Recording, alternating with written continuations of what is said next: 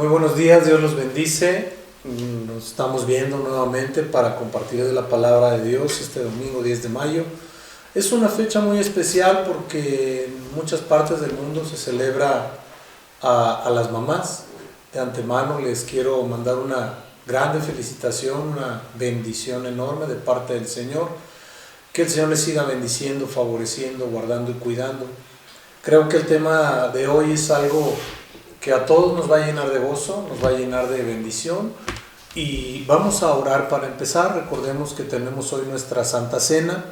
Debemos tener los elementos preparados, que son el jugo de uva, el pan, una galleta, el pan sin levadura. Lo que ustedes crean que es conveniente son elementos meramente que el Señor bendice, pero lo que importa es lo que nosotros pactamos con Dios. Vamos a orar. Padre Santo, en el nombre de Jesús, te damos infinitas gracias, mi Dios, por tu amor, tu majestad, tu poder, tu autoridad, por todo cuanto tú eres, precioso Rey del cielo. Rogándote, hermoso mío, que te magnifiques de una manera extraordinaria, poderosa, sobrenatural, maravillosa, Señor, diferente. Pidiéndote, mi Dios, que tu bendito Espíritu Santo nos abrace, nos cuide, nos guarde, nos dé la revelación venida de tu santo trono, nos dé el entendimiento para poder entender, conocer y comprender todo lo que tú has determinado. Asimismo, Señor, te rogamos una unción diferente, Señor, una unción poderosa, grande y maravillosa, para que toque, Señor, nuestras vidas. Quiero rogarte, Señor, por todas aquellas mujeres que son madres naturales y madres espirituales, para que tú las bendigas, las cuides, las guardes y las llenes. Que sea tu bendito Espíritu Santo abrazándolas, protegiéndolas y cuidándolas, Señor, como lo hiciste con María, la Madre de Jesús, pidiéndote, Señor, que tú seas haciendo obra perfecta, grande y maravillosa. Yo te pido, precioso mío, que la unción apostólica, profética, evangelística, pastoral y magisterial esté sobre nosotros para que podamos entender todo aquello que tú quieres que entendamos y comprendamos lo que tú quieres que comprendamos en esta mañana. Te damos gracias por tu amor, tu majestad, tu poder y tu autoridad, y por todo cuanto tú eres en nuestras vidas, dándote siempre, siempre gracias en el nombre precioso de nuestro Señor Jesús de Nazaret. Amén, amén y amén. Dice el libro de Primera de Corintios, capítulo 11, versos 23 al 26. Porque yo recibí del Señor lo que también os he enseñado, que el Señor Jesús, la noche que fue entregado, tomó pan y habiendo dado gracias lo partió y lo dio a sus discípulos. Lo partió y dijo: tomad, comed, esto es mi cuerpo que por vosotros es partido, haced esto en memoria de mí. Asimismo tomó también la copa después de haber cenado, diciendo: esta copa es el nuevo pacto en mi sangre, haced esto todas las veces que la bebiereis en memoria de mí. Así pues, todas las veces que comiereis este pan y bebiereis esta copa, la muerte del Señor anunciáis hasta que Él venga. Es importante que entendamos nosotros que el tomar la Santa Cena es algo muy relevante en nuestra vida, porque es un pacto de recuerdo del sacrificio de nuestro Señor Jesucristo en la cruz, el derramamiento de su sangre, el que su cuerpo hubiera sido lastimado, violentado, desgajado en algunas partes, abofeteado, escupido, que hubieran puesto una corona de espinas en su cabeza. Es muy importante que nosotros entendamos todos los significados que ya hemos visto, que en otra ocasión veremos lo de la Santa Cena para quienes no lo sepan. Vamos a orar por los elementos.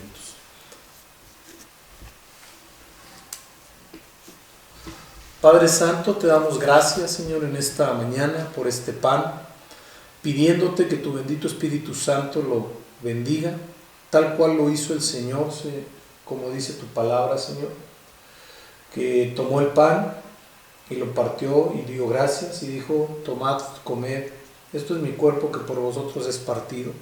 Estamos en conciencia plena, Señor, de que tú entregaste tu cuerpo para que nosotros, Señor, no fuéramos a ser sacrificados en esa cruz del Calvario, sino que tú tomaste nuestro lugar en esa cruz. Te damos gracias, Señor, por ello, pidiéndote que lo bendigas. Queremos, Señor, recordar ese sacrificio que hiciste en la cruz por nosotros. Y en ese amor, Señor, en ese entendimiento es que tomamos este pan, rogándote, precioso Rey del cielo, que te magnifiques de una manera sobrenatural, poderosa y grande, y nos permitas entender todo cuanto tú has hecho por nosotros, en el nombre de Jesús. Amén.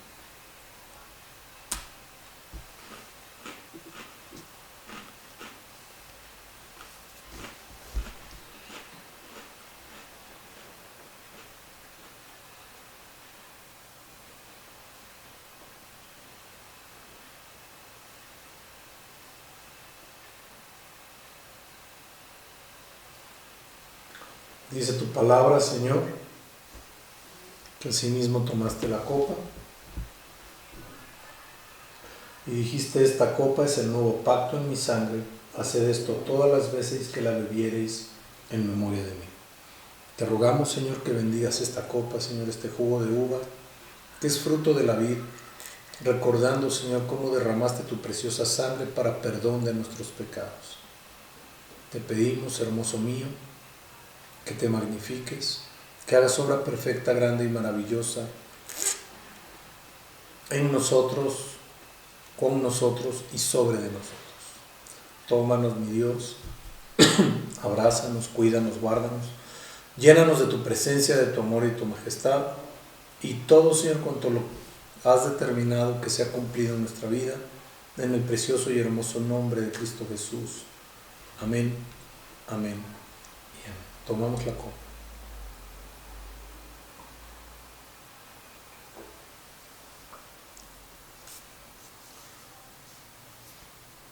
Muy bien. Muchas gracias, Señor.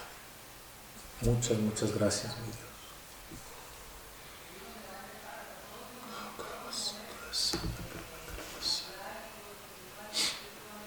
Gracias, Señor, por este precioso momento.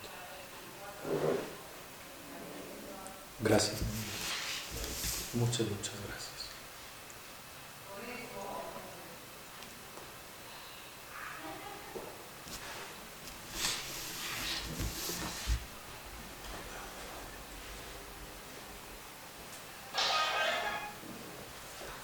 Vamos a la palabra de hoy y le he puesto como nombre el agua de Dios en nuestra vida. Hemos visto a través de los tiempos, a través de nuestra vida como hijos de Dios, que el agua es una figura de la palabra de Dios, de la misma presencia de Dios, de muchísimas cosas, símbolo de vida.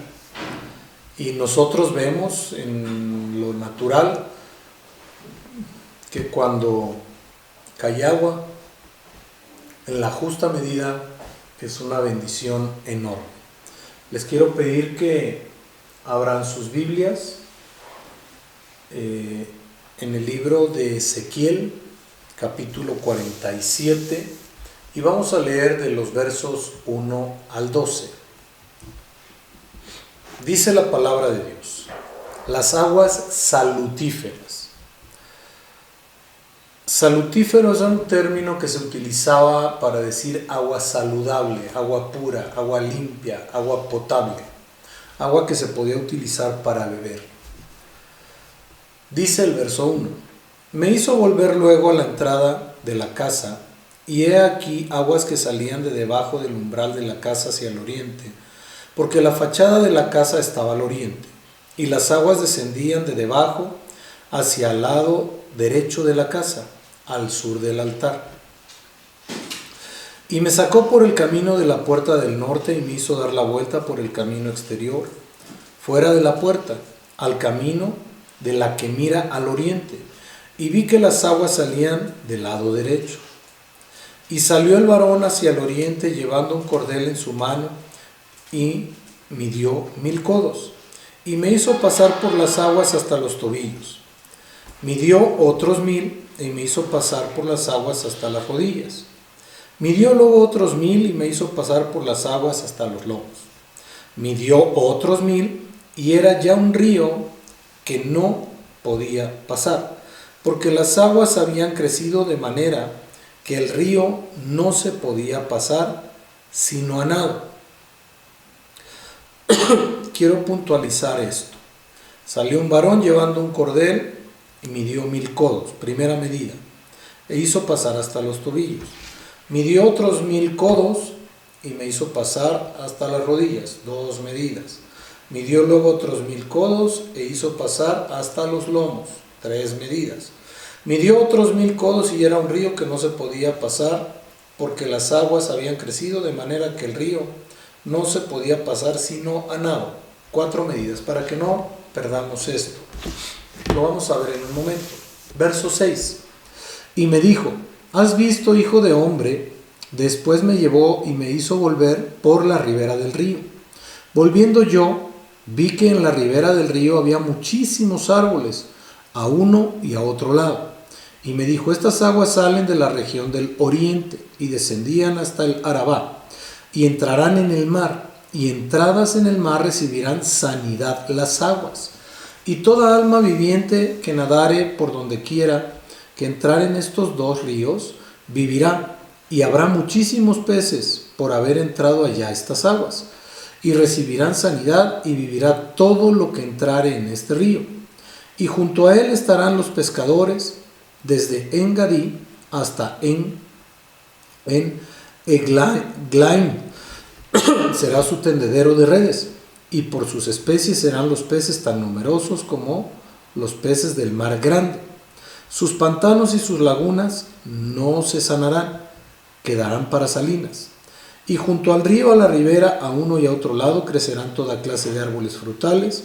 Sus hojas nunca caerán, ni faltará su fruto a su tiempo madurará, porque sus aguas salen del santuario, y su fruto será para comer, y su hoja para medicina. Bendito sea el Señor. Es importante que nosotros visualicemos el tiempo en el que el profeta Ezequiel se desarrolló. Era un tiempo de aflicción, era un tiempo difícil porque Israel estaba en guerra. Era un tiempo en el que la gente se sentía en prueba, se sentía en crisis. Y cuando yo le oré al Señor para preguntarle de qué había de hablar, me llevó a estos 12 versos que nos hablan de gobierno, porque son 12, y dentro de estos 12 nos habla de totalidad, porque son 4 veces que el varón mide, que vamos a ir viendo las figuras dentro de un momento. Y entonces entendemos que el gobierno de Dios va a estar siempre vinculado a la totalidad de la acción de Dios. Dios no va a llevar a cabo ningún evento que no esté vinculado a su autoridad, a su total autoridad. ¿Por qué digo esto? Porque mucha gente está pensando que el Señor no ha venido porque el mundo todavía tiene que cambiar. Y sí es real. Pero el Señor no ha venido al mundo para cambiar al mundo porque el hombre no ha cambiado. Porque el interior del hombre no ha cambiado. Dice la palabra de Dios que del corazón emanan los malos pensamientos, que del corazón emanan las malas decisiones, que del corazón emanan las malas acciones. Entonces, por eso Dios, cuando nos pide a nosotros algo, nos pide lo más importante de nuestra vida, que es el corazón. Pero resulta ser que si el corazón, el interior del hombre no cambia, de nada serviría cambiar el mundo. ¿Por qué? Porque ese hombre contaminado, como somos todos nosotros en algunas áreas de nuestra vida, no quiero decirle pecador a nadie, pero siempre tenemos alguna situación. Dice la palabra de Dios que el que dice que no peca es mentiroso a Dios. Entonces, de una u otra forma, todos fallamos, todos pecamos. Entonces, si el Señor viniera y cambiara el mundo, el hombre volvería a contaminar el mundo, porque la contaminación llegó al mundo a través del enemigo, cuando fue lanzado a esta tierra. Pero el hombre ha generado contaminación también, lo estamos viendo en este tiempo en el que estamos guardados todos. Nos podemos dar cuenta en estos 50, 60 días cómo los mares se han limpiado, los ríos se han limpiado, el ambiente se ha limpiado, el cielo se ha limpiado, todo ha cambiado, como les decía en una de las prédicas, hasta animales salvajes andan caminando en las ciudades. ¿Por qué? Por la posibilidad que han tenido al no ver nada que los pueda violentar o los pueda agredir. ¿Por qué? Porque yo creo que nosotros somos los que hemos invadido sus espacios.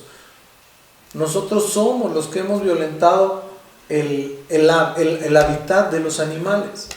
Sí, entiendo el desarrollo, entiendo el crecimiento, pero todo tiene que ser muy bien pensado.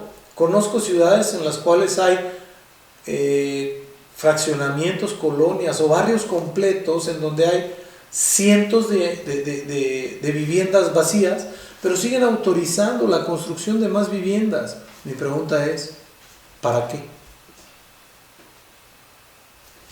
Digo que se llenen primero esas viviendas y después vemos si se hacen otras.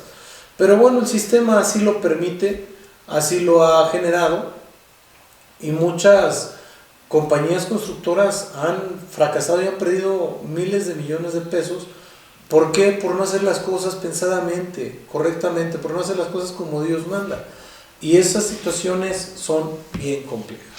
Pero vamos al libro de Ezequiel, capítulo 1, y vamos a ir desmenuzando esta palabra para ver qué es lo que Dios tiene para nosotros.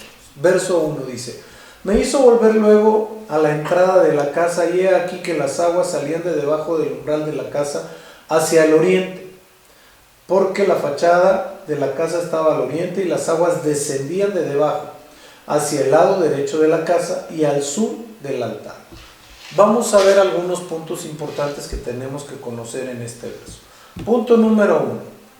Dice entrada de la casa. Los hijos de Dios sabemos que la entrada para la ciudad, para los que estábamos descarriados, la entrada a esa ciudad se llama Jesucristo, que era la puerta de las ovejas. Entonces, si nosotros hacemos el comparativo de nuestra vida espiritual, para que nosotros podamos accesar al templo de Dios, teníamos que entrar a Jerusalén. Y para entrar a Jerusalén, siendo ovejas, teníamos que pasar por la puerta de las ovejas. Por ahí pasaban la puerta de las ovejas para ser sacrificadas. Oiga, pero ya fue sacrificado el Señor Jesucristo. Sí, pero las ovejas siguen entrando por esa puerta. No hay vuelta de hoja, por ahí siguen entrando. Aunado, me refiero espiritualmente, aunado a que una vez que la oveja ingresaba a ese lugar, tenía que ser lavada, limpiada. Le quitaban todos los animalitos que podía tener, garrapatas, piojos o no sé qué pueda tener una oveja como plaga sobre su vida, pero todos esos son depredadores, son animales que están ahí para dañarla, y entonces la oveja tiene que ser limpiada, tiene que ser lavada para poder, tenía que ser lavada para poder ser sacrificada, si no, no podía ser sacrificada. Oveja que llegaba con defecto para ser presentada delante de Dios era rechazada, la devolvían. ¿Por qué? Porque no cumplía con los requisitos esenciales marcados en el libro de Levítico. Por eso es tan importante que nosotros entendamos esto. La puerta de la casa para nosotros es la puerta que nos abrió la entrada a Jerusalén, la puerta que nos abrió la entrada al templo de Dios, que es nuestro Señor Jesucristo. Punto número 2. Nos refiere que salían aguas del umbral de la casa.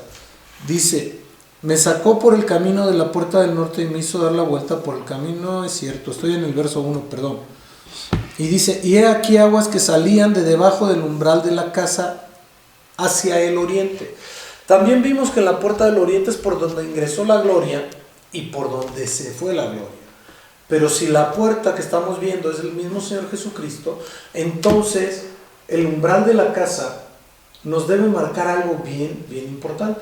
El término umbral en este caso es muy importante que lo definamos correctamente. En este caso la parte inferior es la parte inferior de una puerta, es donde entra uno a la casa. Por eso dicen: está el umbral de la puerta. Está tocando y está el umbral de la puerta, está en la entrada de la casa. En este caso es importante visualizar lo que el profeta tiene en cuanto a la visión que nos da, para poder enseñarnos desde dónde el Señor está trabajando con nosotros, desde dónde el Señor está tratando de limpiarnos.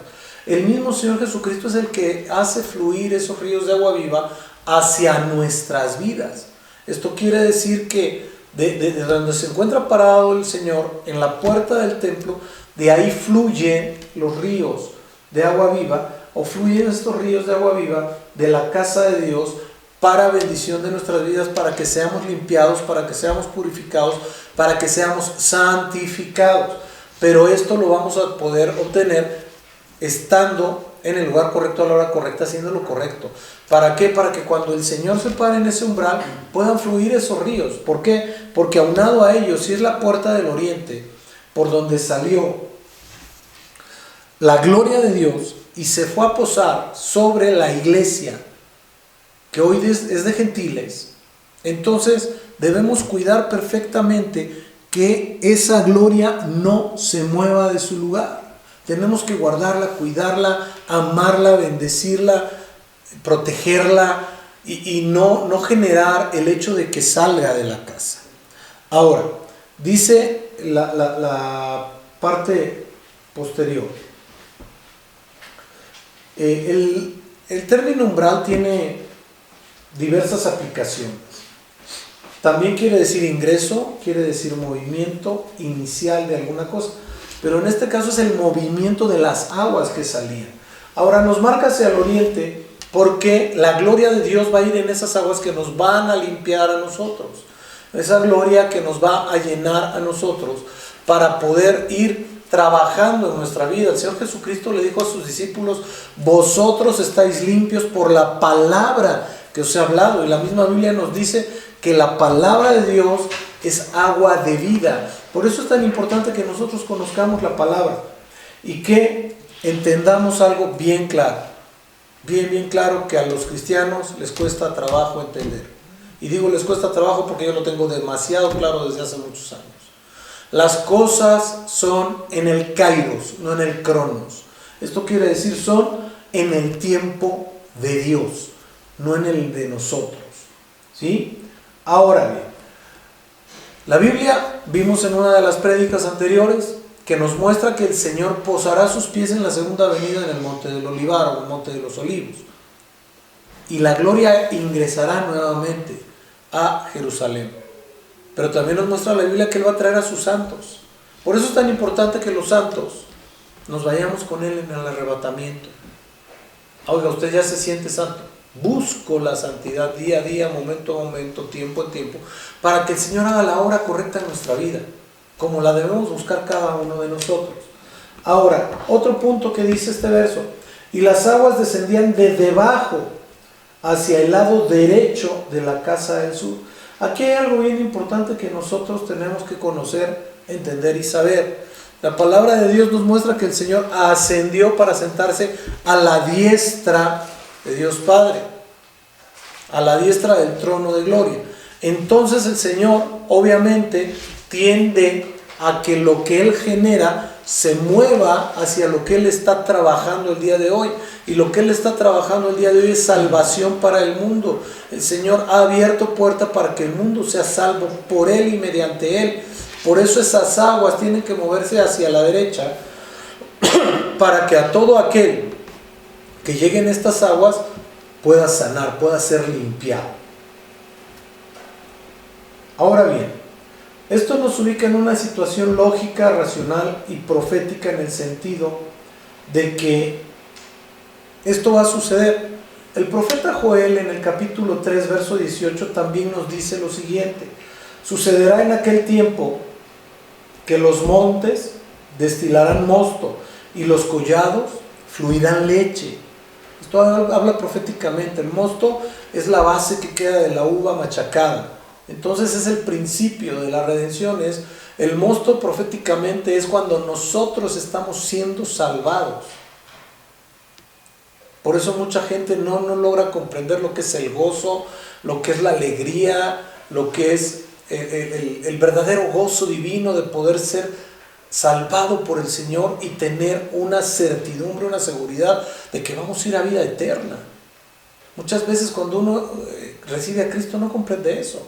Y entonces ese mosto se va procesando hasta que se convierte en vino. Y entonces es la figura real de lo que es el gozo divino. Reitero este verso de Joel 3:18. Sucederá en aquel tiempo que los montes destilarán mosto y los collados fluirán leche, y por todos los arroyos de Judá correrán aguas. Por todos los arroyos de Judá correrán aguas. Esto es bien importante porque nosotros fuimos salvados por una persona que proviene de la tribu de Judá. Entonces, estando nosotros adoptados en la tribu de Judá, va a resultar ser que nosotros forzosamente deberemos recibir de esas aguas de la tribu de Judá. ¿Sí? Correrán aguas y saldrá una fuente de la casa de Jehová y regará el valle de Sittim. Esa fuente es la misma persona del Señor Jesús cuando empezó a hablar en esta tierra y dejó ordenanzas e instrucción para que todos nosotros pudiéramos ser ministrados a través de la predicación de la palabra para poder transformar nuestra vida y llevarnos a la salvación. Ahora, es bien curioso porque este verso que acabamos de leer dice Valle de Sittim, y el Valle de Sittim es un valle muy árido, también conocido como el Valle del Jordán, justamente al norte del Mar Muerto. Y se le llama Mar Muerto por la cantidad de sal que tiene, porque no habrá vida ahí hasta que entren esas aguas salutíferas ahí. Este valle árido representa nuestra vida cuando no se llena del agua de la palabra de Dios. Por eso es tan importante que nosotros estemos leyendo la palabra, estemos alimentándonos de la palabra, estemos orando, estemos caminando en el orden divino, estemos metiéndonos a escudriñar la palabra, a ver qué es lo que el Señor nos quiere decir. Si no entendemos un verso, desmenucémoslo hasta que el Señor nos muestre qué es, investiguemos qué es lo que Dios nos quiere decir. Ahora, cuando estas aguas vienen a nuestro corazón, entonces empezamos a tener esa verdadera vida eterna de la que nos habla la palabra que hemos recibido al estar con el Señor Jesucristo. Y estas aguas, conforme van llenando nuestra vida, nos van limpiando, nos van sanando, nos van restaurando. Yo no digo que el Señor no lo haga en una sola exhibición con quien quiere. Él es todopoderoso. Él es omnipotente, Él es omnisciente, Él sabe todo lo que tiene que hacer, en qué tiempo, en qué momento, con quién sí, con quién no. Pero no es una regla, Dios no tiene reglamentaciones en ese tipo de cosas. Por eso es tan importante que nosotros entendamos que el que define todo es Dios. Eso es importante. Por eso el mismo Señor Jesucristo dijo en Juan 7, 37 y 38: en el último y gran día de la fiesta, Jesús se puso en pie y alzó la voz diciendo: si alguno tiene sed, venga a mí y beba. El que cree en mí, como dice la Escritura, de su interior correrán ríos de agua viva. Esto dijo del Espíritu que habían de recibir los que creyesen en Él. Repito, del Espíritu que habían de recibir los que creyesen en Él. Para recibir ese Espíritu Santo hay que creer en el Señor Jesucristo. Por eso es tan importante que entendamos esto, que cuando nosotros recibimos el Espíritu del Señor Jesucristo, como dice Apocalipsis 19:10, el testimonio de Jesús, ese testimonio tiene que estar en nuestra vida. Entonces empieza a operar el espíritu de profecía. Vamos al verso 2. Dice el verso 2: y me sacó por el camino de la puerta del norte y me hizo dar la vuelta por el camino exterior fuera de la puerta, al camino de la que mira al oriente. Y vi que las puertas que salían del lado derecho. Esta puerta nos habla de una de las puertas del templo. Pero es bien curioso porque esta misma nos lleva a la puerta del oriente. ¿Sí? Esta puerta que estaba en el atrio es figura de nuestra vida misma cuando nosotros realizamos sacrificio de alabanza al Señor, cuando entregamos una ofrenda verdadera a Dios. Muchas veces creemos, cuando no estamos maduros, que el gritar, el cantar, el hacer muchas cosas que no salen del corazón son agradables a Dios. Error. Lo que le agrada a Dios es que se haga en espíritu y que se haga en verdad. Porque no olvidemos que la emoción y lo espiritual están pegaditos. pegaditos. La línea que los divide es un corte de una hoja de bisturí. Y si de lo espiritual pasamos a lo almático, entonces estamos echando a perder las cosas porque no estamos adorando a Dios en espíritu y en verdad. Por eso es tan importante que nosotros comprendamos lo que el Señor quiere de nuestra vida. Es muy importante saber también que el mismo profeta Ezequiel en otros capítulos nos menciona algunas cosas muy puntuales. Ezequiel 40:20 dice lo siguiente: y de la puerta que estaba hacia el norte, en el atrio exterior, midió su longitud y su anchura. Ezequiel 44:4 dice: y me llevó hacia la puerta del norte, por delante de la casa, y miré, y he aquí la gloria de Jehová había llenado la casa de Jehová, y me postré sobre mi rostro, porque la puerta del norte del atrio da hacia la puerta oriental o puerta oriente de Jerusalén. Por eso es tan importante que nosotros comprendamos la ubicación geográfica de cómo está el templo y cómo está la ciudad, para saber qué es lo que vamos a hacer. Hay algo que es bien importante. Del norte de la ciudad es donde venían los ataques, donde venían las vulneraciones, donde venían todas esas situaciones que lastimaban al pueblo de Dios. Y cuando nosotros comprendemos entonces la situación geográfica, sabemos que por la puerta de oriente salió, más bien entró primero la gloria, y por ahí también salió. Como nos lo dice el mismo profeta Ezequiel, lo que vimos en prédicas anteriores. Ahora bien, ¿por qué es importante que conozcamos lo que el Señor Jesús nos dijo? Porque dice Ezequiel 48:31, y las puertas de la ciudad, ahora sí nos dice de la ciudad, serán según los nombres de las tribus de Israel. 3 puertas al norte, de la ciudad al norte: la puerta de Rubén, la puerta de Judá, otra, y la puerta de Leví, otra. Están 3 puertas hacia el norte, pero la puerta central es la puerta de Judá. Y nosotros fuimos salvados por el Señor Jesús, que pertenece a la tribu de Judá. Entonces, dicho de paso, no se les olvide que tenemos que buscar la parte norte de la ciudad para cuando nos toque accesar a la Nueva Jerusalén, porque por esa puerta es por la única que vamos a poder entrar, por ninguna otra más. Ninguna otra más. Oiga, pero pues ahí es donde el Señor ya habrá vencido al enemigo y a sus enemigos, entonces no va a haber problema, no se preocupen. En este caso, nosotros debemos entender que el profeta Ezequiel hablaba de la trascendencia del conocer las puertas del norte para que pudiera haber acceso por la persona del Señor Jesucristo. Pero me va a decir, oiga, pero era la puerta del norte, pero tenían que entrar por la puerta oriental, no del norte. El Señor Jesús entró por la puerta oriental. Pero de estas puertas que nos está hablando el profeta Ezequiel son las puertas de la Nueva Jerusalén. De una vez que ya haya descendido la ciudad santa, como dice Apocalipsis 12. Ahí es donde nosotros vamos a tener que buscar la puerta que nos corresponda para poder accesar. Hoy ya sabemos que está al norte de la ciudad. Entonces tenemos que conocer perfectamente de dónde va a salir la estrella de la mañana, que es el oriente, pero por dónde va a entrar, por dónde entró, por el oriente. Pero la puerta que corresponde a Judá está en el norte. Verso 3. Yo sé que es complejo esto, pero bueno, vamos a avanzar. Verso 3. Y salió el varón hacia el oriente, nuevamente hacia el oriente, llevando un cordel en su mano, y midió 1000 codos, y me hizo pasar por las aguas hasta los tobillos. Este varón es el enviado de Dios.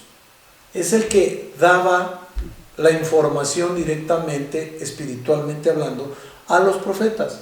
¿Y quién es el que iba a estar en el templo de Dios? Sino el mismo Dios. Entonces este varón es la figura del Señor Jesucristo, que salió por la puerta del oriente. ¿Por qué? Porque Él es el único que tiene la gloria. Dios es el único que merece la honra, la gloria y la alabanza y la adoración. Por eso es el que salió. Verso 3 dice: salió el varón hacia el oriente. El que salió es el mismo Señor Jesucristo. ¿Para qué? Para hacer un acto profético. Y dice: y midió 1000 codos, pero llevaba en su mano un cordel. El cordel es figura de los diferentes niveles de unción que puede haber en el pueblo de Dios y en las personas, porque tienen que ser medidas. Pero curiosamente dice 1000 codos. El codo iba de los 48 centímetros y medio más o menos hasta los 50 centímetros, y había otro que le llamaban codo largo, que era 50 centímetros y 8 milímetros, pero al final de cuentas eran entre 45 y 50 centímetros, porque era del codo a donde terminaba la mano aproximadamente. Pero esos 1000 codos nos están hablando de situaciones muy muy claras. Nos están hablando de 445 metros, porque eran 44.5 centímetros más o menos, que esto nos habla de totalidad otra vez. Y dice que midió 4 veces. Eso es lo que leímos hace rato, 4 veces. Entonces, estos 445 nos habla, individualmente hablando, de 2 veces la totalidad y la gracia de Dios. ¿Para qué? Para que el ser humano pueda accesar a la gloria de Dios, que pueda accesar al lugar que le corresponde, que pueda ingresar al lugar preparado de Dios para él o para ella. Es importante. Ahora, 500 pues está más sencillo. Nos habla de la gracia en magnificencia. Por eso es tan importante que nosotros entendamos y comprendamos la numerología bíblica de cómo nos está hablando, porque dice la palabra de Dios que no pasará ni una jota ni una tilde sin que todo sea cumplido. Importante esto. Ahora bien, pero quiero que me diga otra vez eso de las medidas y todo. Reitero, 1000 codos son 445 metros aproximadamente. 4 es número de totalidad, 5 es número de gracia. 4, 4, 5. Totalidad, totalidad, gracia. 5 es gracia. Que fueran de 50 centímetros cada codo, sería la gracia en magnificencia. Porque es el número 100. ¿Sí? Ahora bien, el que el agua le llegara a los tobillos nos habla de la primera unción, que es la unción de salvación. Es una unción que todos recibimos cuando recibimos al Señor Jesucristo. Todos empezamos a caminar y andar en las cosas de Dios. ¿Y qué es lo que hace una persona que acaba de recibir a Cristo? Hablar de su experiencia. Y hay veces que por esa sola experiencia muchos vienen a los pies de Cristo, por la pasión con la que la persona transmite el mensaje de salvación a otros. Ahora bien, hay otra cosa que es bien importante que entendamos. 1000, espiritualmente hablando, es un número indefinido como tal, porque pongamos en el libro de Pedro, que dice que para el Señor un día son como 1000 años y 1000 años como un día. Entonces no hay una definición exacta, es un tiempo indefinido. Por eso les dije al principio que esto iba a ser en el tiempo de Dios, el Kairos. Es importante que nosotros entendamos esto. Es una manera de decir muchísimo. Va a haber muchísimo.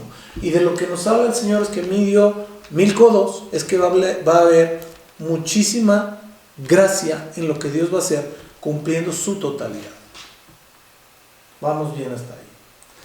Ahora bien, Salmo 105:8 dice: se acordó para siempre de su pacto de palabra que mandó, de la palabra que mandó para 1000 generaciones. Habla para todos.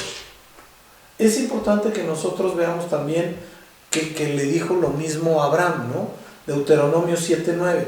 Conoce pues que Jehová tu Dios es Dios fiel, que guarda el pacto y misericordia a los que le aman y guardan sus mandamientos. Voy a reiterar esto porque es bien importante. Hay mucha gente que quiere que Dios le guarde el pacto, pero ellos no aman a Dios. Y aquí dice la palabra: conoce pues que Jehová tu Dios es Dios, Dios fiel, que guarda el pacto y misericordia a los que le aman. Requisito, a los que le aman, pero que también guardan sus mandamientos. Hay gente que quiere que Dios le cumpla la parte del pacto que hizo con él, pero no guarda sus mandamientos y tampoco le ama. O dice amarle, pero no guarda los mandamientos. Entonces, las dos cosas tienen que ir de la mano, hasta 1000 generaciones. Entonces el Señor tiene la visión de que todo el mundo se salve. Esa es la realidad de las cosas. Vamos al verso 4 de Ezequiel 47. Vamos, verso 4 y 5. Midió otros 1000 codos y me hizo pasar por las aguas hasta las rodillas.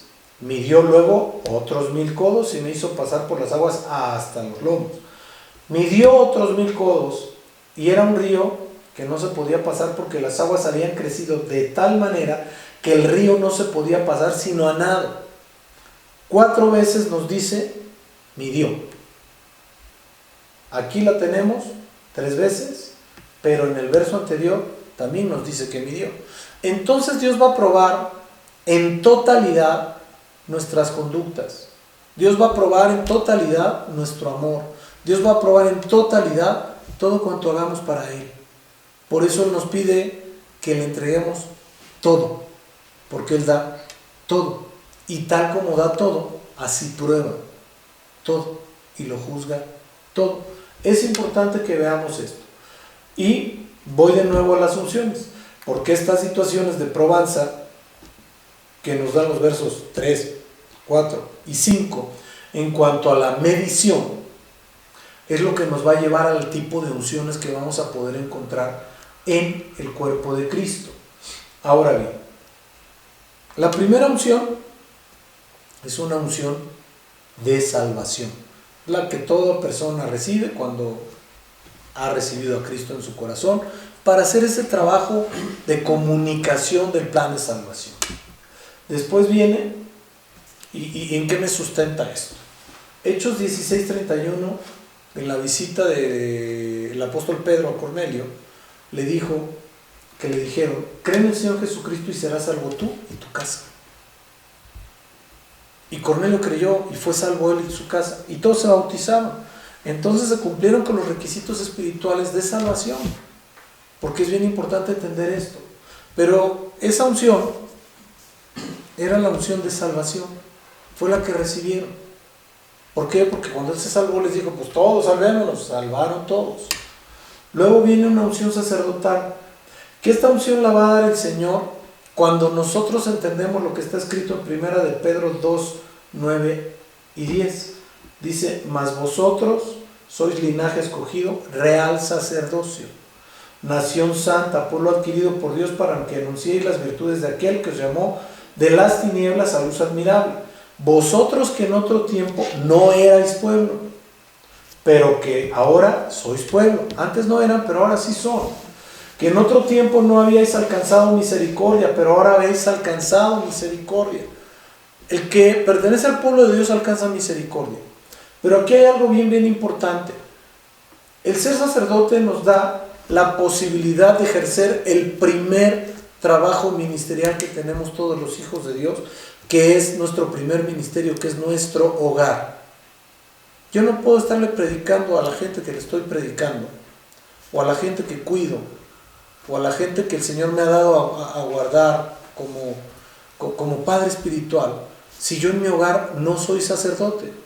Yo tengo que ser primeramente sacerdote en mi casa para poder ser sacerdote en la casa de Dios.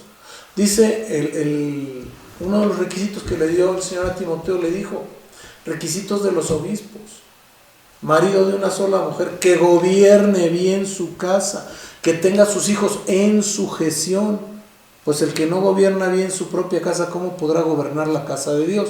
Parafraseé. Pero esa es la realidad. Si yo no puedo controlar mi casa, si yo no puedo hacer las cosas que debo hacer en mi propia casa, es porque mi vida no la tengo controlada, no tengo ese autodominio en mi vida. Y si no lo tengo en mi vida, ¿cómo voy a poderlo tener con las demás personas? Es un problema. Debemos ubicarnos primero, que donde tenemos que ser los primeros sacerdotes es en nuestra propia casa, hombres y mujeres. Ahí no hay vuelta de hoja. Luego viene una unción congregacional. Y esta unción congregacional es la que se desata cuando el cuerpo de Cristo está reunido. Hebreos 10, 24 y 25 dice que nos debemos estimular en amor para las buenas obras, no dejando de congregarnos. No dejando de congregarnos. ¿Por qué? Porque ahí el Señor hace cosas grandes, hace cosas maravillosas. No hay llaneros solitarios en la Biblia, mis amados. No existen. Y yo todavía le digo a la gente de broma, el que se sienta llanero solitario, pues también tenía su compañero toro. Por eso el Señor los mandó de 2 en 2 para que no operaran solos, para que no hubiera riesgo, para que se pudieran soportar los unos a los otros. Eso es importante que nosotros lo entendamos bien clarito. ¿Por qué? Porque entendiendo esta situación, vamos a saber que estando en la casa de Dios, vamos a recibir un tipo de unción especial para aprender, para poder compartir, para poder asimilar y entender la presencia de Dios, para poder ofrecer nuestras vidas como ofrenda de olor fragante, para poder adorar a Dios, para poder alabarlo, para poder cantarle y para poder dar, como dice aquí el apóstol, dice, para estimularnos en amor a las obras, para estimularnos al amor y a las buenas obras. Como hermanos nos tenemos que estimular. Ahora, Hechos 10:44 dice esto: mientras aún hablaba Pedro estas palabras, el Espíritu Santo cayó sobre todos los que oían el discurso. Entonces estaban congregados. Y los fieles de la circuncisión, es decir, los judíos, que habían venido con Pedro, se quedaron atónitos de que también sobre los gentiles se derramase el don del Espíritu Santo. Desde el libro de los Hechos, el Señor nos está mostrando que el don del Espíritu Santo, el poder del Espíritu Santo, puede estar en nosotros mediante esa unción congregacional. Verso 46. Porque se oía que hablaban en lenguas y que magnificaban a Dios. Entonces empezaron a desatarse los dones. Dicho de paso, para que los dones sean desatados, normalmente tienen que ser desatados congregacionalmente. Que, oiga, yo recibí el don de lenguas en mi casa, sí, pero eso fue desatado en la congregación. Así es como opera, así es como funciona. Entonces, verso 47 dice, 47 y 48. Entonces respondió Pedro: ¿puede acaso alguno impedir el agua para que no sean bautizados? Esto es, que han recibido el Espíritu Santo también como nosotros. Y mandó bautizarles en el nombre del Señor Jesús. Entonces le rogaron que se quedase por algunos días. Es importante que sepamos que congregacionalmente se va a desatar una unción especial, ¿sí? Y luego viene la cuarta unción: 4 mediciones, 4 pruebas, 4 unciones. La unción regia. Esta unción es la que Dios va a otorgar a sus ministros, aquellas personas que se han comprometido con Él. Como dijo Josué: yo y mi casa serviremos a Jehová. Y Dios los ha escogido, tienen un llamado para hacer eso. Porque de nada sirve que diga yo voy a servir a Dios, si Dios no me ha llamado. Voy a tener un problemón. Ahora, para consuelo de todos, Dios nos llama a todos, pero nos va preparando de diferentes formas para hacer la obra a la que nos ha llamado. Y esta unción regia está manifestada en los 5 ministerios de los que nos habla Efesios 4:11, que dice lo siguiente: y Él mismo constituyó a unos apóstoles, a otros profetas, evangelistas, pastores y maestros. Por eso es importante que nosotros entendamos esto. Ahora bien, estos 5 ministerios tienen su propia unción cada uno. La primera es la unción Shemen, la segunda es la unción Tashar, la tercera es Elaión, la tercera es Meshach y la tercera es Yitzhak. Los hijos de Dios somos como vasijas, porque dice que estamos en manos del alfarero. Entonces esa vasija debe ser llenada con el aceite, como las vasijas que le dijo el profeta Eliseo a la viuda que juntara para que le dieran aceite. Pero esas vasijas tienen que tener cuidado, tienen que tener protección, porque si no el aceite se contamina. Así como un agua estancada se pudre, un aceite estancado también se contamina. Números 19:15 nos dice lo siguiente, y les voy a leer 3 versiones. La Reina Valera 1960, repito, Números 19:15, Reina Valera 1960. Y toda vasija abierta, cuya tapa no esté bien ajustada, será inmunda. Si somos vasijas, de hecho por ahí hay un canto que se llama vasijas rotas, ¿no? Donde Él nos debe tomar como vasijas para llenarnos de su santo aceite. La Biblia de las Américas dice lo siguiente: y toda vasija abierta que no tenga la cubierta atada sobre ella será inmunda. La Biblia Oro: vasija que no tuviere cobertera o tapón atado a la boca quedará inmunda. Dicho de paso, esto nos da una figura muy clara de la cobertura sobre nuestra vida para poder tener unción. Si no tenemos cobertura, no vamos a tener unción. Si no respetamos la cobertura, la unción se va a contaminar. Por eso es importante la cobertura, porque si yo desecho o desdeño la cobertura que Dios ha puesto sobre mi vida, entonces le estoy diciendo en el mundo espiritual a Dios: no me interesa lo que tú decidas, me interesa lo que yo quiero hacer, me interesa lo que yo pienso hacer. Entonces la cobertura es quitada y entonces viene la contaminación del mundo sobre el aceite que está en la vasija, y ese aceite para nada va a servir sino para echar a perder el trabajo con el que se va a usar, y la vasija, como está contaminado el aceite, va a terminar contaminando la vasija.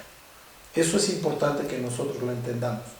Ahora bien, la unción del aceite shemen nos habla de la grasa especialmente líquida y perfumada, de grosura, de gordura, de algo así, ¿verdad?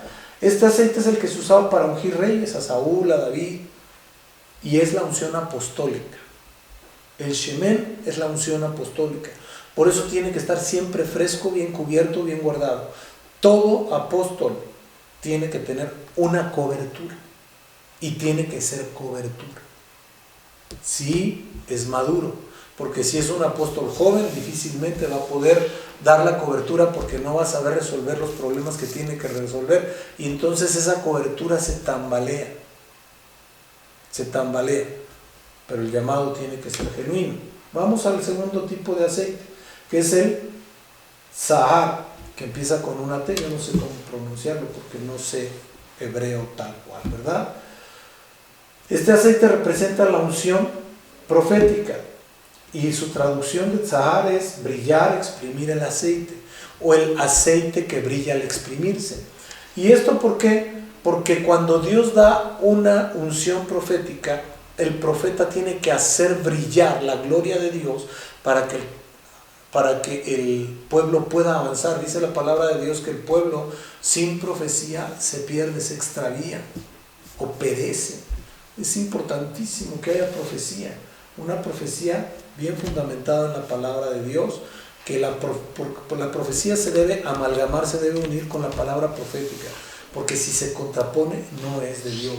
El tercer aceite es el aceite elaión, que quiere decir que es un aceite que representa una unción evangelística, es un aceite de transmisión, de mensaje. Entonces este aceite lo tiene el grueso de la iglesia. ¿Por qué? Porque todos somos evangelistas potenciales. Con el testimonio que Dios ha permitido que nosotros tengamos, con eso podemos empezar a predicar. Pero atención, yo no puedo hacer una filosofía, no puedo hacer una doctrina bíblica con un solo testimonio.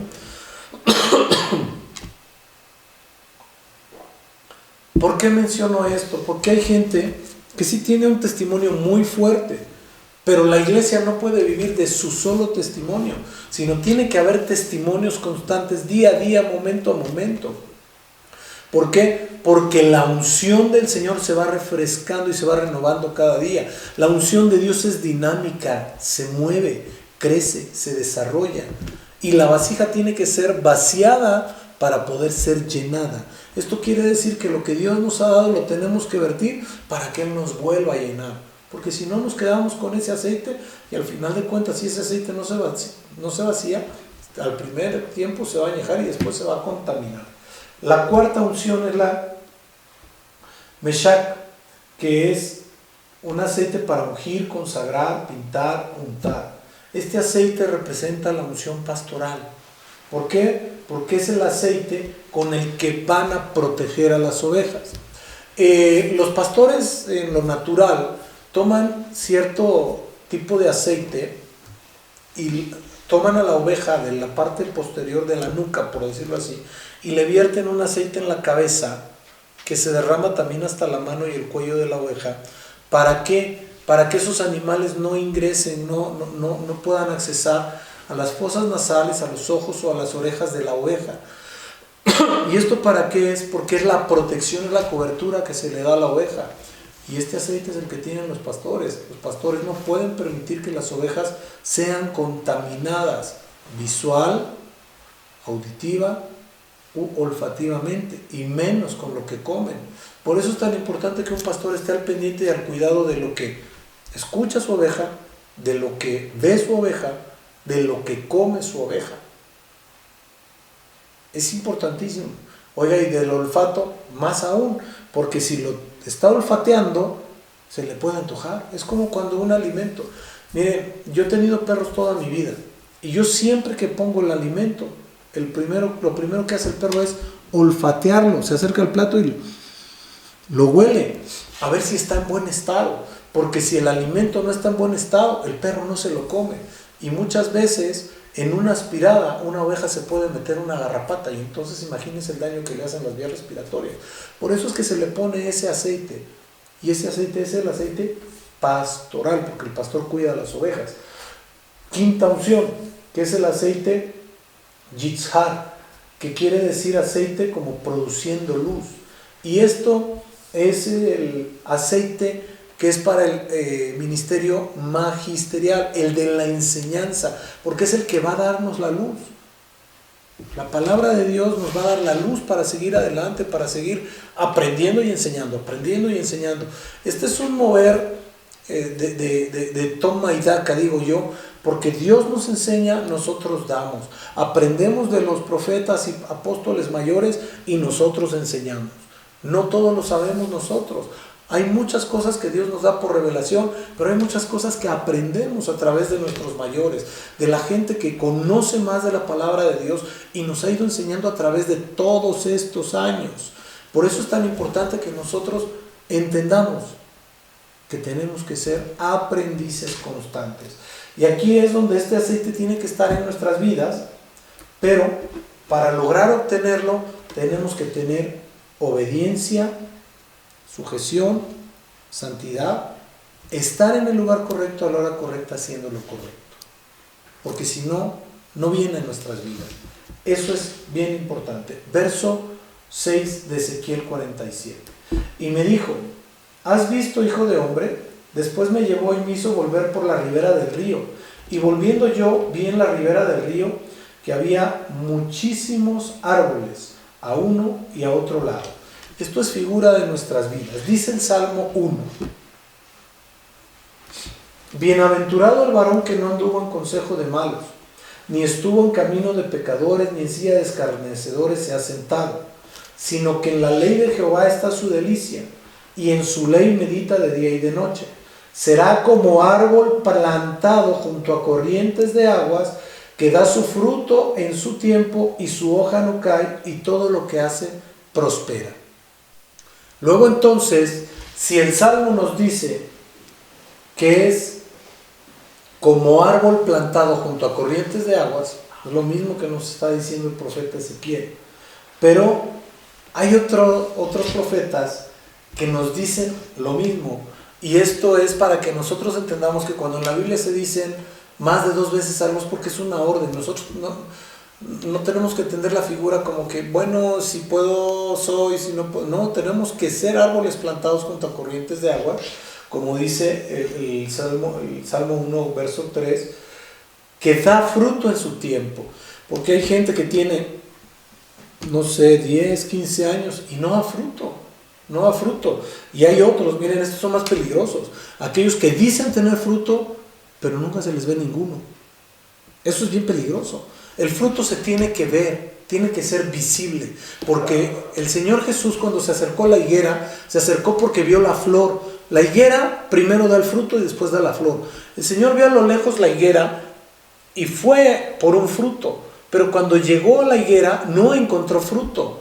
Entonces, esta figura de la higuera es como aquella persona que dice que sí hay frutos en su vida, pero cuando te acercas y buscas no encuentras ninguno. Por eso el Señor maldijo a la higuera. Debemos tener mucho cuidado, porque dice la palabra de Dios que da fruto en su tiempo y su hoja no cae, y todo lo que hace prosperará. Entonces, dicho de paso, si nosotros queremos prosperar, tenemos que seguir lo que dice Josué 1 para prosperar, que es guardar y hacer conforme a todo lo que Moisés escribió, o sea, es la palabra de Dios, y dar fruto en tiempo.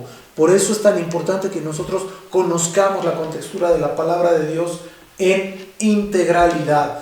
Ahora bien, El profeta Jeremías en el capítulo 17, versos 7 al 9, dice lo siguiente: bendito el varón que confía en Jehová y cuya confianza es Jehová, porque será como árbol plantado junto a las aguas, que junto a la corriente echará raíces, y no verá cuando viene el calor, sino que su hoja estará verde, y en el año de la sequía no se fatigará, ni dejará de dar fruto. Ojo, esto yo quiero tocarlo y quiero hacer un paréntesis aquí, porque es bien importante que nosotros entendamos que el tiempo que estamos viviendo podría entenderse como un tiempo de calor para un árbol. Es un tiempo en el que estamos siendo moldeados, estamos siendo tratados, estamos siendo, si fuéramos piedras, lijados por Dios, estamos siendo moldeados. ¿Para qué? Para que como esa piedra viva entremos. Pero si es como árboles, dice aquí la palabra, como árbol plantado junto a las aguas. Por eso es tan importante que estemos pegados a las aguas.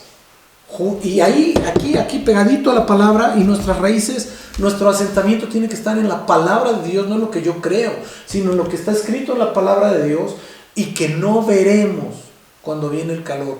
¿Por qué? Porque siempre Dios va a tener mucho cuidado de nosotros, porque nos va a estar alimentando mediante su palabra, nos va a estar dando todos los nutrientes mediante su palabra, porque las raíces están sostenidas por sus aguas y por su tierra.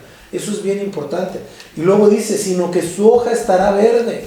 Una hoja verde nos habla de vida, y vida en abundancia. Y luego dice, y en el año de sequía no se fatigará. Realmente cuando uno está metido en las cosas de Dios y se está alimentando de la palabra de Dios y se está llenando de la palabra de Dios, podremos sentir el calor abrasador como ese árbol que somos. Pero ¿qué creen?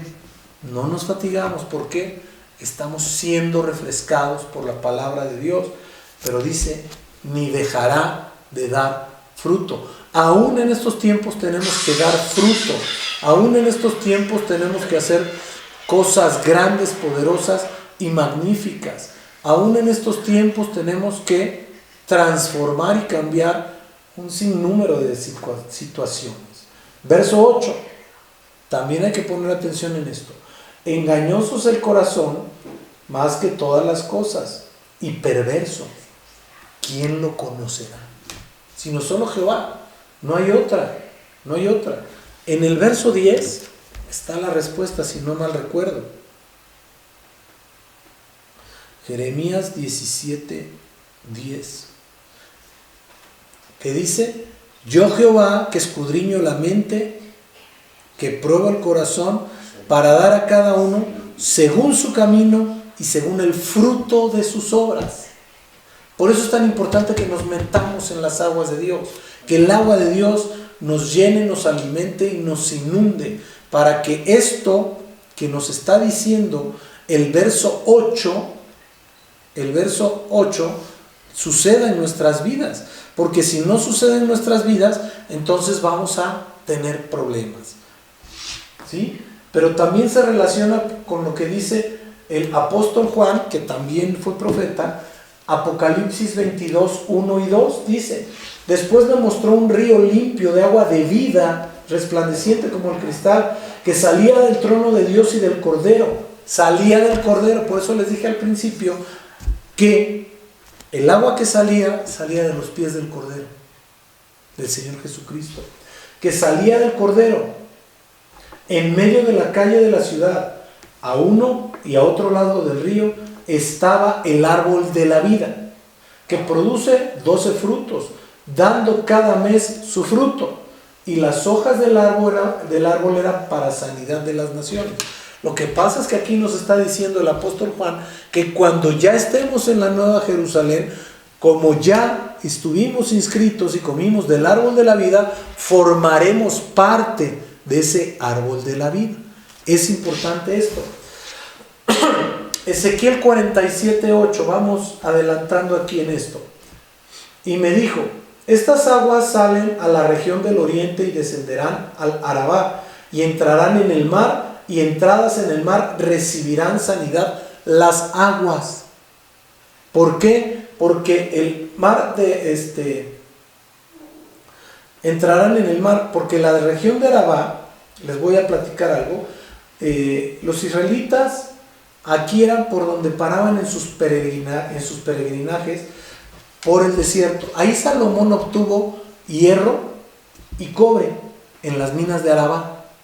Y resulta ser que el nombre de Arabá significa árido o desechado.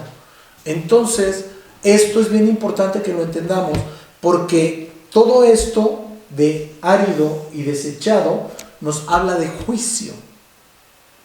Fierro, el cobre, árido y desechado nos hablan de juicio. Y el agua de vida hará acepto lo que ha sido árido y desechado. Porque, como ejemplo, Génesis 1 nos dice, les voy a pedir que vayamos para allá.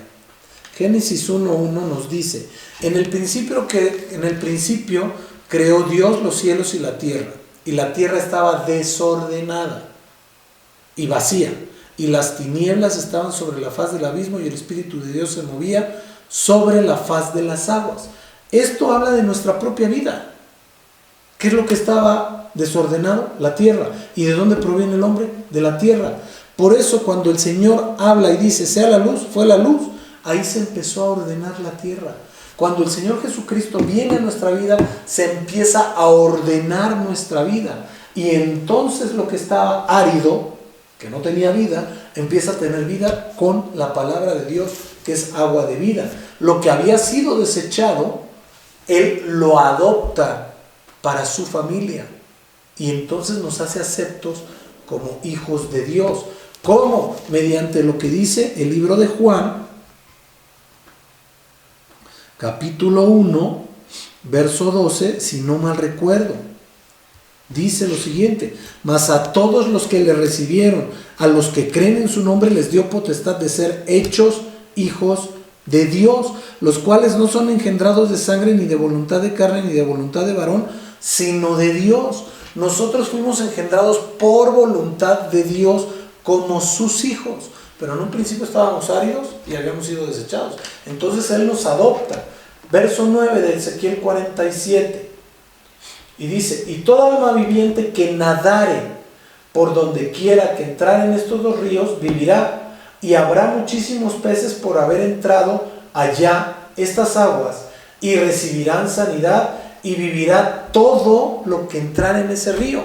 Por eso es tan importante que nosotros, visualizando lo que dice el profeta Ezequiel al principio, que salían los dos ríos, tenemos que sumergirnos en el río de Dios, o en los ríos de Dios, porque nos dice que el Génesis, que tenía 4 vertientes, aquí nos muestra 2, y estas 2 tenemos que tenerlas bien claras para sumergirnos en ellas y ser llenos de la presencia de Dios. ¿Por qué? Porque cuando nosotros nos sumergimos en la profundidad del Espíritu Santo, de las aguas del río de Dios, nuestra vida cambia. Ezequiel 47:10. Y junto a él estarán los pescadores, y desde En Gadi hasta En Eglaim será su tendedero de redes, y por sus especies serán los peces tan numerosos como los peces del mar grande. El primer nombre, del verso 10, que es En Gadi, significa manantial, fuente de la cabra, lugar fértil. Es un lugar fértil del mar muerto, a mitad de su orilla occidental. La ciudad fue asignada a la tribu de Judá. Esto está en Josué 15:62, dice: Nisbán, la ciudad de Sal, y En Gadi, 6 ciudades son sus aldeas. Ahí estaba la tribu de Judá, a ellos se les asignó. Ahora bien, el otro nombre del que nos habla, que es En Glamín, es un manantial de agua caliente, ahora llamado Ain Gidi, que brota a unos 122 metros sobre el nivel de la orilla y alimenta esa región. Es un oasis rico en palmeras, viña y viñas balsámeras. ¿Qué quiere decir esto? Que ahí hay alimento, ahí hay sombra, ahí hay agua y ahí hay paz. Entonces nos habla de 2 lugares. Cantares 1:14 dice: racimo de flores de algeña en las viñas de En Gadi es para mí. amado. Es para mí, mi amado. ¿Por qué? Porque cuando una persona está en el desierto y llega a un oasis, salva la vida. Y entonces se refresca, bebe, come y puede proseguir su caminar. Y estas dos manantiales, que son, este segundo quiere decir manantial de 2 terneros o 2 becerros, esto nos indica que uno, como dijimos al principio, es manantial del cabrito y el otro es manantial de 2 becerros o 2 terneros. Entonces es importante que sepamos que esto nos habla de ofrendas presentadas a Dios. El libro de Levítico nos habla en el capítulo 4, verso 23, que se presentaba una ofrenda de macho cabrío sin defecto. Dice, luego conociere tu pecado que cometió, presentará por su ofrenda un macho cabrío sin defecto.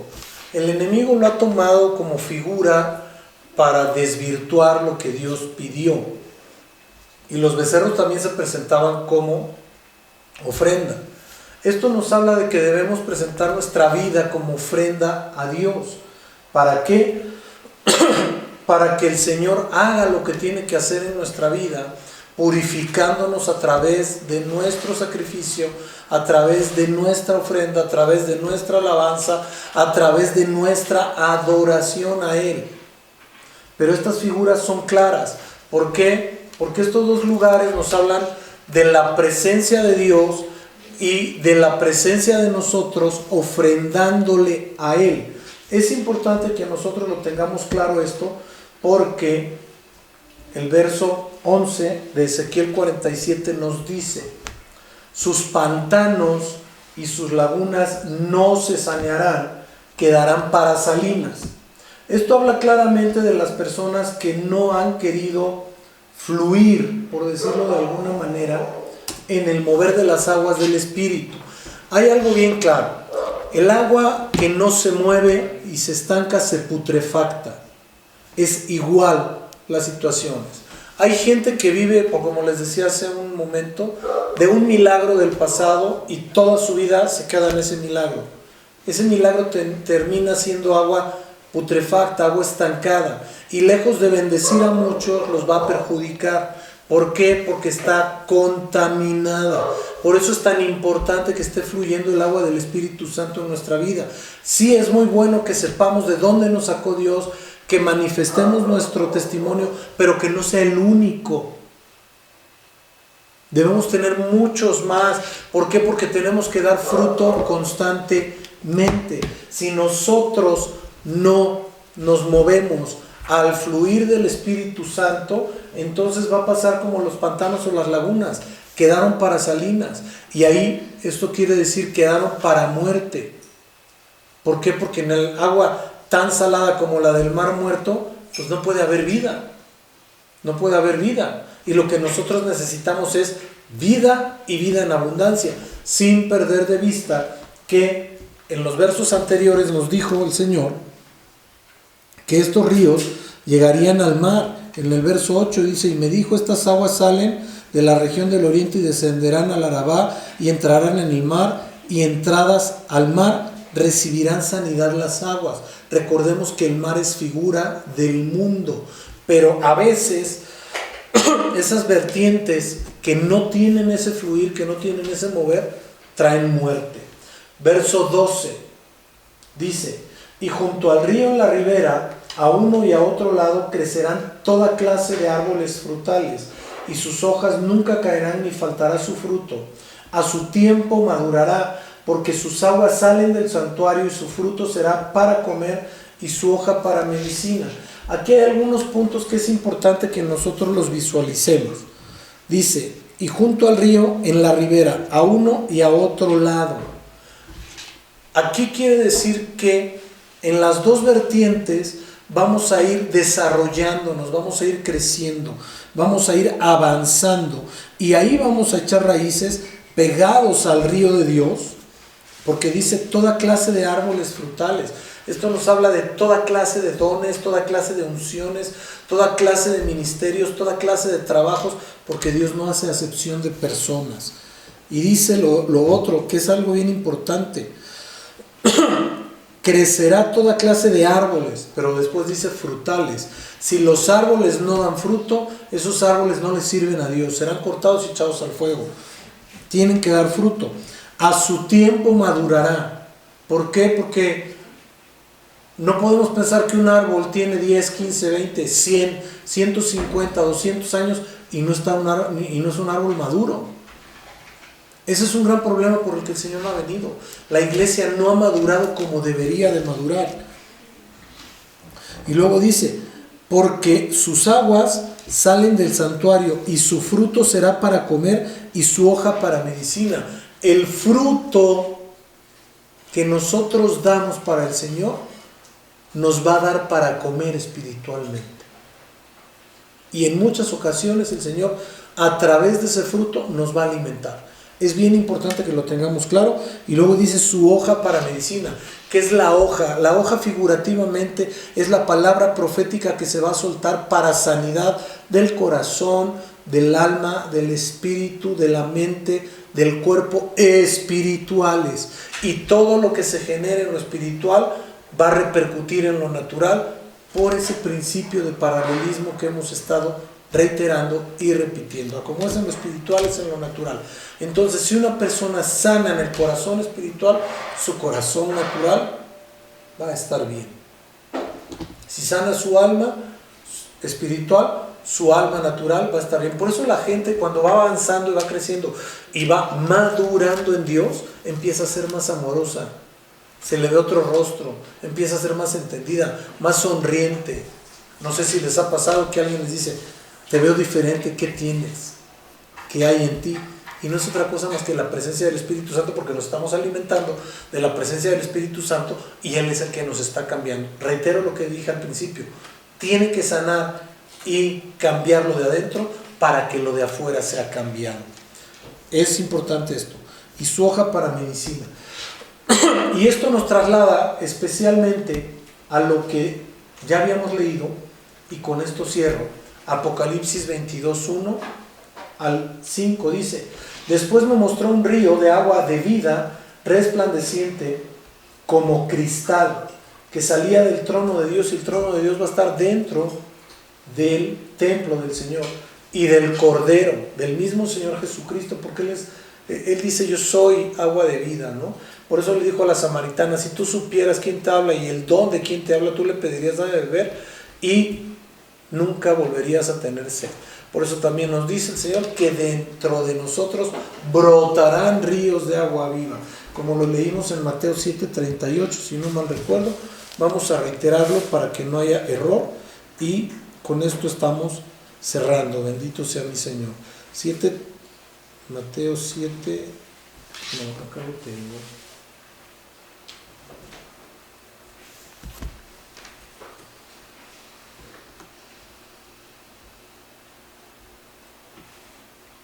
Mateo 7, no, es Juan, perdón, 7:37,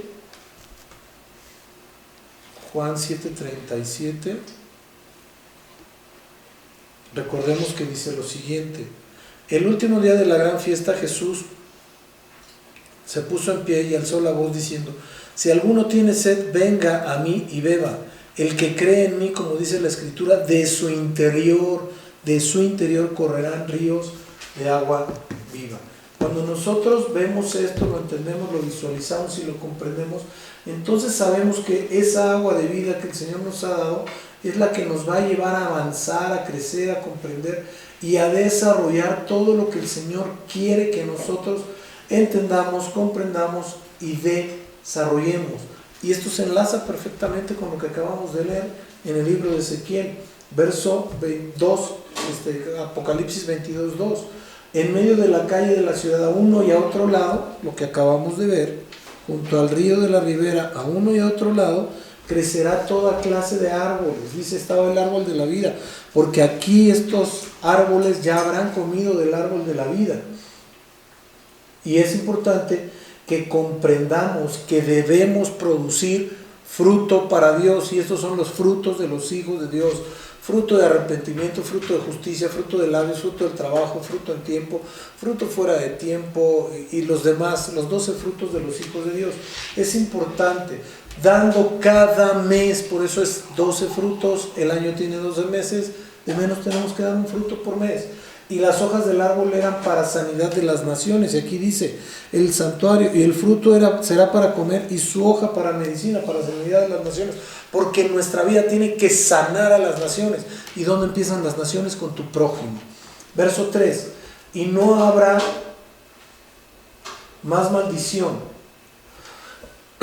perdón, y no habrá más maldición, y el trono de Dios y del Cordero estará llena, y sus siervos le servirán, y verán su rostro, y su nombre estará en sus frentes.